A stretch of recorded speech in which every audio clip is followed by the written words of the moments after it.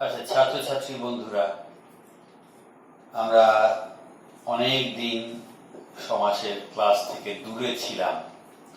আসলে আমার ভোকাল কর্ডে সমস্যা হয়েছে, পলিপ হয়েছে, যেটা অপারেশন যোগ্য। ফলে চিকিৎসকের নির্দেশে আমাকে কথা বন্ধ রাখতে হচ্ছে। খুব প্রয়োজনে নর্মাল ভয়েসে আমাকে কথা বলা চলবে বলে অনুমতি দিয়েছেন, কিন্তু সমাজের ক্লাস আমাকে সমাপ্ত করতে হবে, সম্পূর্ণ করতে হবে বলে আমি আরো এই ক্লাসগুলি আরো 4-5টা পর্ব নেওয়ার সিদ্ধান্ত নিয়েছি। গত পর্বে আমরা দ্বিগু সমাস শেষ করেছিলাম এবং সেই পর্বের শুরুতে কিছু প্রশ্ন আমি তোমাদের সামনে হাজির করেছিলাম, যদিও প্রশ্নগুলো খুব স্পষ্টভাবে দেখানো যায়নি। সেই কারণে বহুব্রীহি সমাসের কিছু প্রশ্ন এবং দ্বিগু সমাসেরও কিছু প্রশ্ন আমি তোমাদের আগে দেখাবো। সেই প্রশ্নগুলি তোমরা লিখে নেবে। তারপরে আমি আজকে অব্যয়ীভাব সমাসের ক্লাস আমি শুরু করব। আগে আমি তোমাদের বহুব্রীহি সমাস থেকে কিছু প্রশ্ন আগে দেখাই, তারপরে দ্বিগু সমাসের কিছু প্রশ্ন তোমাদের আমি দেব, তারপরে অব্যয়ীভাব সমাসের ক্লাস শুরু করব। এখন দেখো, বহুব্রীহি সমাসের প্রশ্নগুলি তোমরা লিখে নাও, এখান থেকে দেখে ভালো করে দেখো, দেখে লিখে নাও।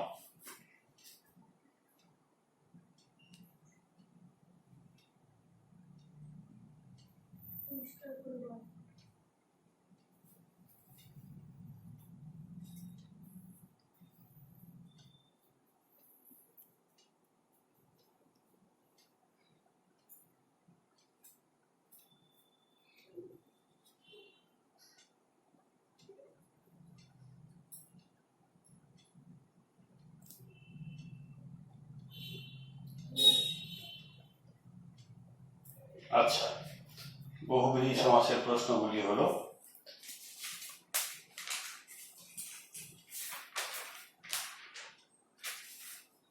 এবার আমি তোমাদের দ্বিগু সমাসের প্রশ্নগুলি দেখাবো।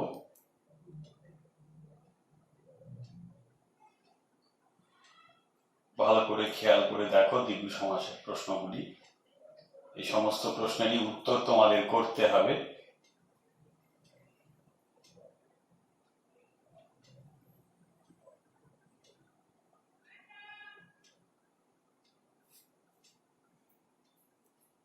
আচ্ছা, বহুব্রীহি এবং দ্বিগু সমাসের প্রশ্ন তোমাদের আমি দিলাম, যেগুলির উত্তর তোমরা যত্ন করে করবে। সমস্যা হলে আমাকে জানাবে, আমি তার উত্তর করে দেওয়ার চেষ্টা করব। আজকে আমি তোমাদের অব্যয়ীভাব সমাস নিয়ে আলোচনা করব।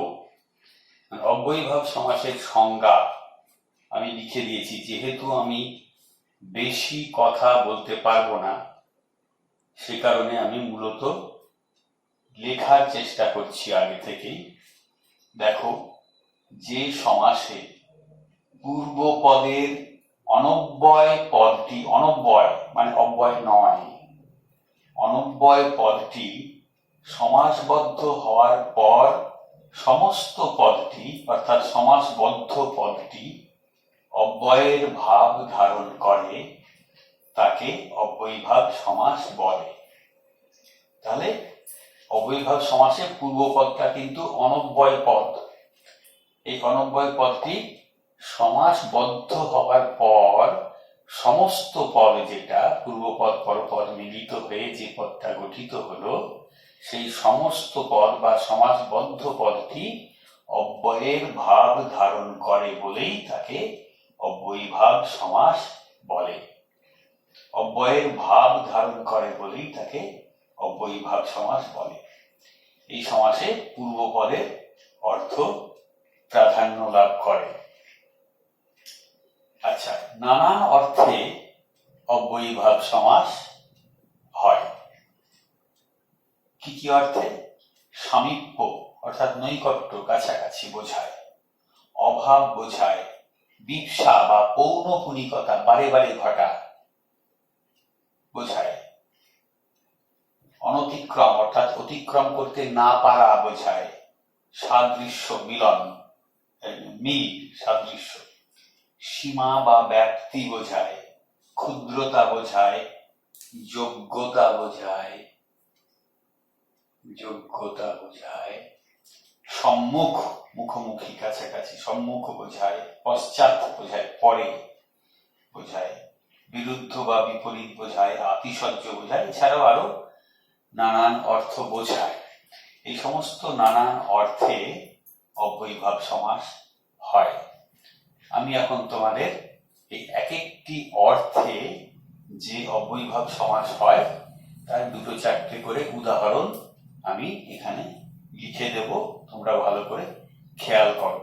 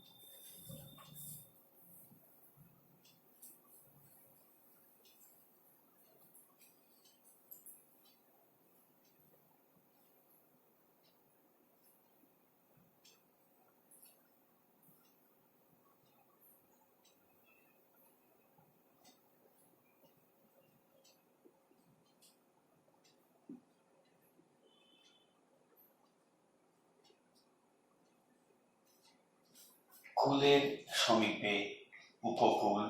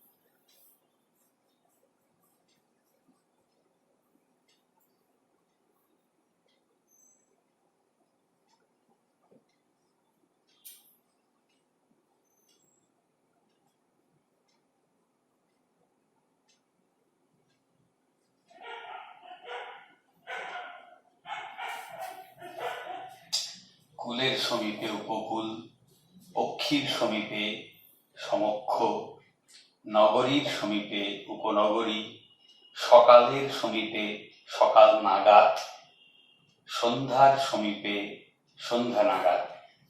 এই হচ্ছে সামীপ্য। এরপরে আমরা আসবো অভাব অর্থে।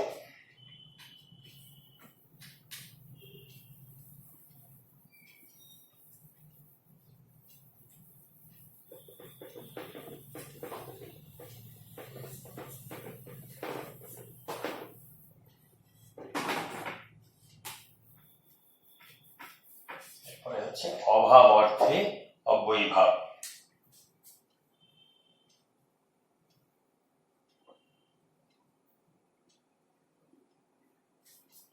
এত দ্রুত টোকা যাচ্ছে না।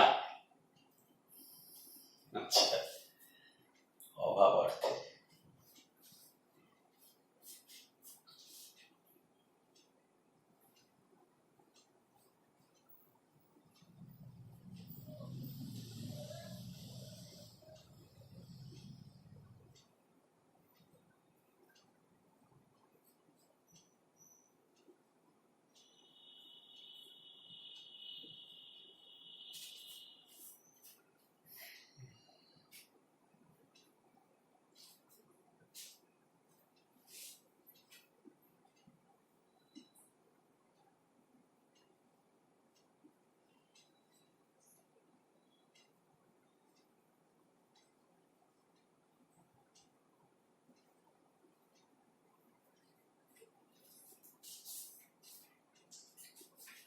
অনেক আছে, আমি অল্প কয়েকটা তোমাদের উদাহরণ দিচ্ছি। বই থেকে আরো অজস্র উদাহরণ রয়েছে, যেগুলি বই থেকে তোমাদের ভালো করে দেখে নিতে হবে।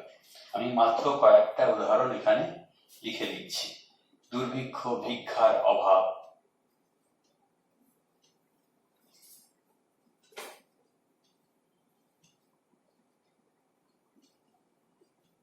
নির্বিঘ্ন,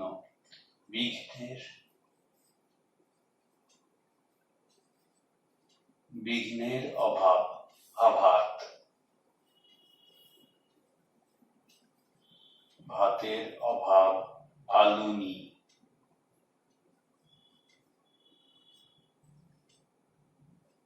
লবণের অভাব, আলুনি, বেবন্দোবস্ত,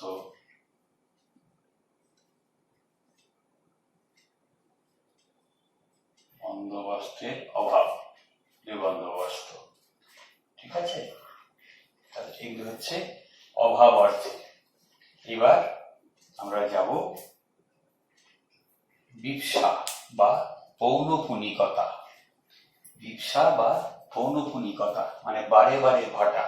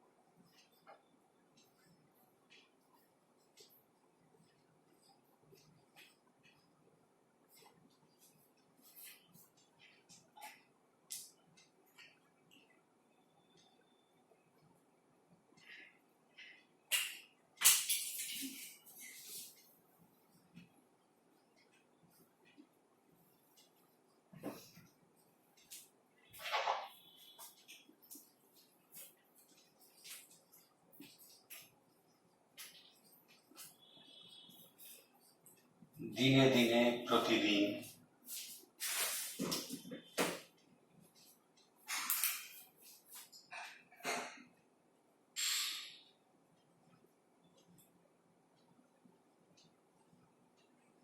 ক্ষণে ক্ষণে, অনুক্ষণ,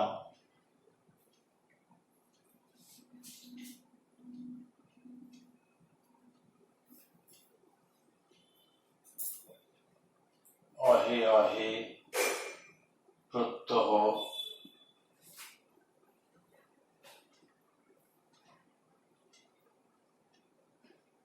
শনে শনে, ভীষণ। অহ মানে দিন, প্রত্যহ মানে প্রত্যেক দিন, অহে অহে, প্রত্যহ। শন মানে হচ্ছে বছর, শনে শনে, ভীষণ, ভীষণ মানে প্রত্যেক বছর, ভীষণ মানে প্রতি বছর, তবে শনে শনে, ভীষণ।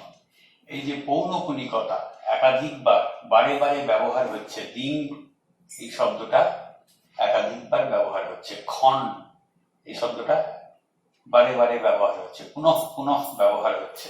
অহ এই শব্দটা পুনঃ পুনঃ ব্যবহার হচ্ছে ব্যাস বাক্যে।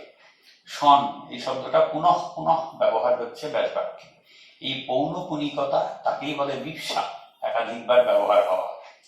এই বিপসা বা পৌনঃপুনিকতার অর্থে এই সমাসগুলো হচ্ছে অব্যয়ীভাব সমাস।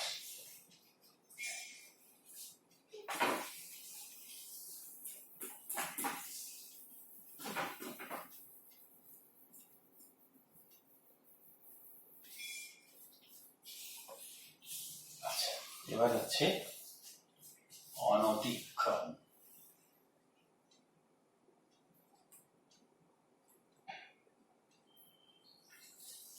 অনতিক্রম মানে কি? অতিক্রম না করা, সীমার মধ্যে থাকা, সীমাকে অতিক্রম না করা, সীমার মধ্যে অবস্থান করা। কিরকম?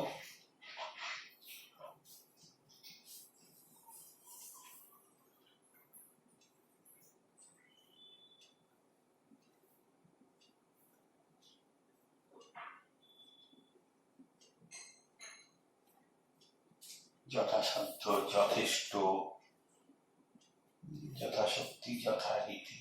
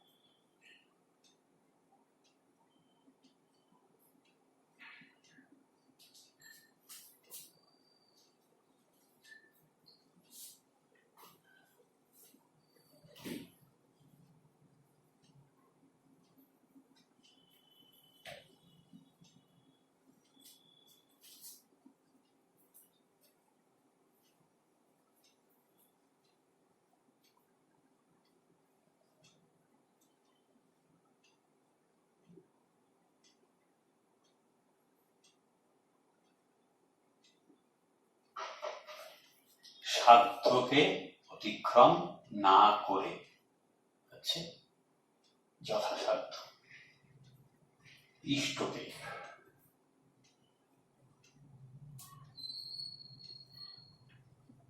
ইষ্টকে অতিক্রম না করে হচ্ছে যথেষ্ট। শক্তিকে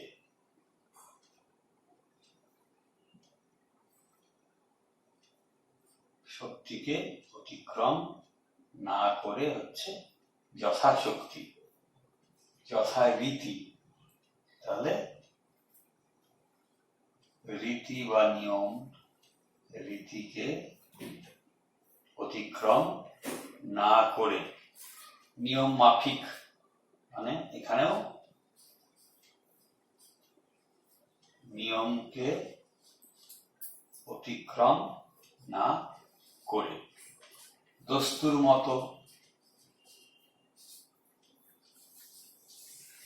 দস্তুরকে অতিক্রম না করে, দস্তুর মতো, এসবই হচ্ছে অনতিক্রম বোঝাচ্ছে।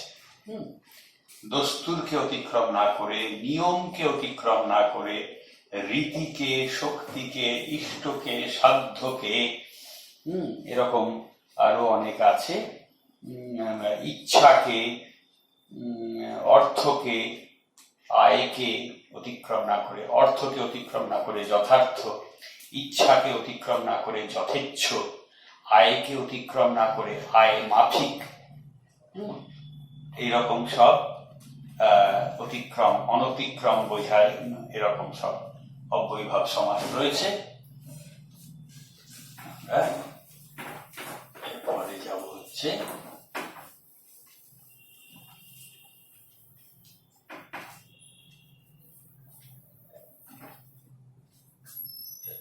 হচ্ছে সাদৃশ্য।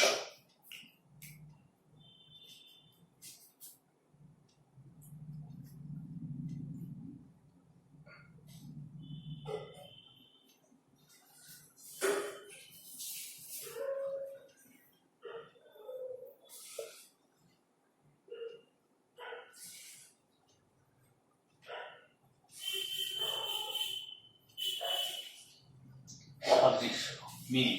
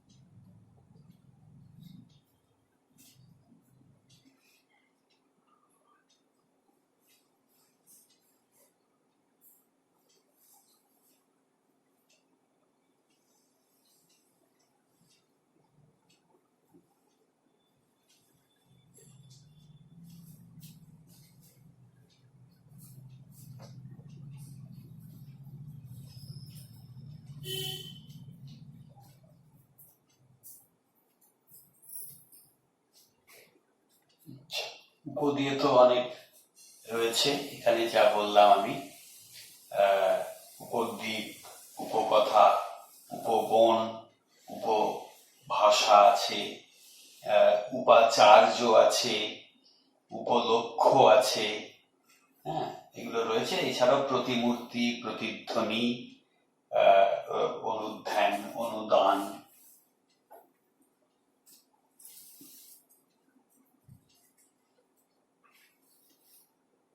অনুদান। আচ্ছা, এইগুলি সব হচ্ছে খুবই সহজ, এগুলি ব্যাস বাক্য খুবই সহজ। আমরা তো আগেই জেনে গেছি এগুলো সব সাদৃশ্য অর্থে, ফলে এগুলো খুবই সহজ ব্যাপার। দ্বীপের সদৃশ,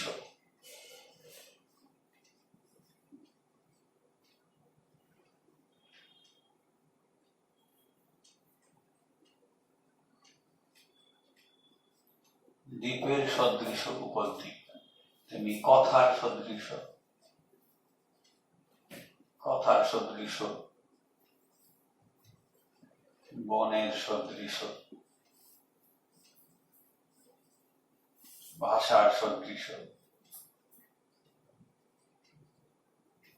ভাষার সদৃশ, মূর্তির সদৃশ, প্রতিমূর্তি,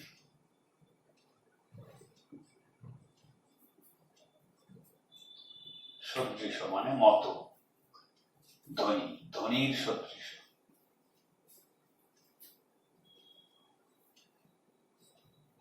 ধ্বনির সদৃশ, প্রতিধ্বনি, ধ্যানের সদৃশ, ধ্যানের মতো, ধ্যানের সদৃশ হচ্ছে অনুধ্যান, আর দানের সদৃশ হচ্ছে অনুদান। এরকম সাদৃশ্য অর্থে এই অব্যয়ীভাব সমাসগুলি হচ্ছে। এই ব্যাসবাক্য তো খুবই সহজ। যখনই আমরা সাদৃশ্য, বিপসার, সামীপ্য, ক্ষুদ্রতা, অভাব এগুলো আমরা লিখছি প্রথমে, তখনই তো ব্যাসবাক্যগুলো খুব সহজ হয়ে যাচ্ছে। আচ্ছা, আজকে সময় হয়ে এসেছে, আমি আর একটি মাত্র বিষয়ে তোমাদের কিছু উদাহরণ দেখিয়ে আজকের মতো শেষ করব। অব্যয়ীভাব সমাস যদিও শেষ হলো না, পরের পর্বে আমাদের অব্যয়ীভাব সমাস নিয়ে আলোচনা করতে হবে। আরো গুটিকত উদাহরণ দেখিয়েই আমি আজকের পর্ব শেষ করছি।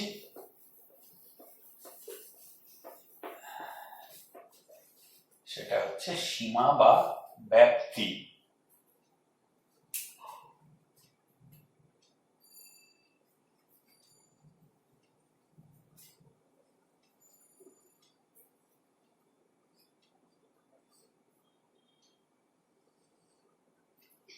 সীমা বা ব্যাপ্তি। আচ্ছা,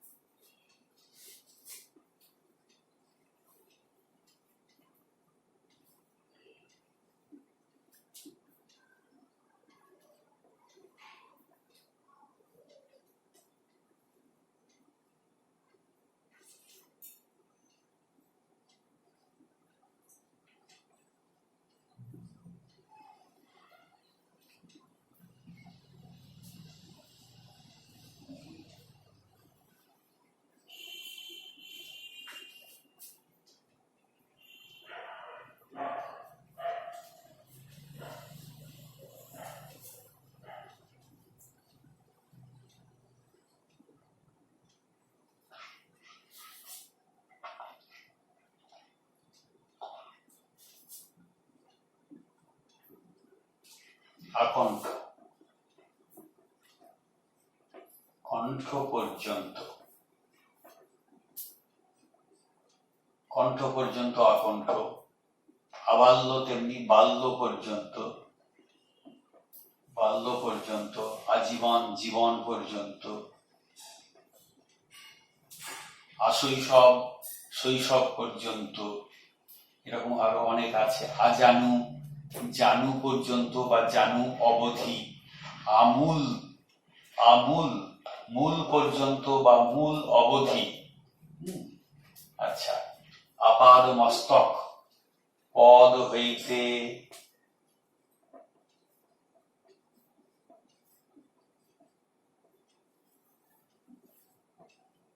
মস্তক অবধি,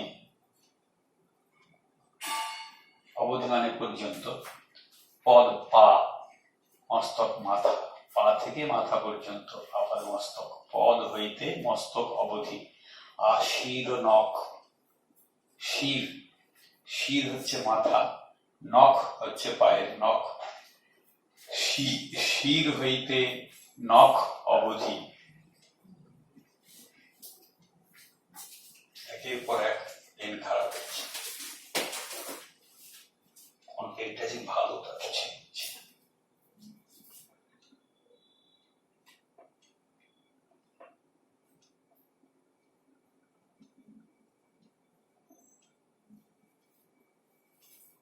নখ অবধি, শির হইতে নখ অবধি, মাথা থেকে নখ পর্যন্ত। আসমুদ্র হিমাচল, সমুদ্র হইতে, সমুদ্র হইতে হিমাচল অবধি। দিনভর, দিন পর্যন্ত, বছর ভর, বছর পর্যন্ত, এগুলো আর বলার কিছু নেই। দিনভর, দিন ব্যাপিয়া বলা ভালো, দিন ব্যাপিয়া।